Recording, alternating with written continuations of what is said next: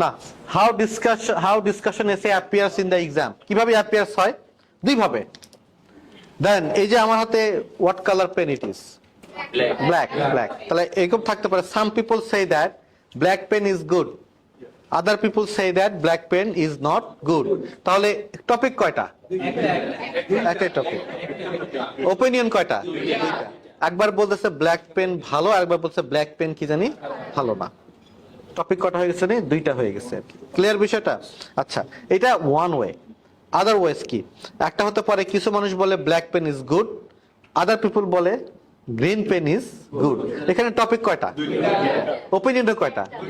দুইটাই ওপিনিয়ন। একটা হলো ব্ল্যাক পেনের, একটা হলো কাজ জানি গ্রিন পেনের। তাহলে আমাদের ডিসকাশন এসে দুই ভাবে অ্যাপিয়ার হতে পারে। কিভাবে জানি? দুই ভাবে। একটা হচ্ছে হলো এক্সামে দেখবেন যে কখনো হচ্ছে হলো বলতে হবে একটাই টপিক, তার পক্ষে আর কি লিখতে হবে? বিপক্ষে। আবার কখনো টপিক থাকবে কয়টা? দুইটা। তাহলে এই প্রশ্নের অ্যান্সার কি? ওয়ান না টু? টু। ডান।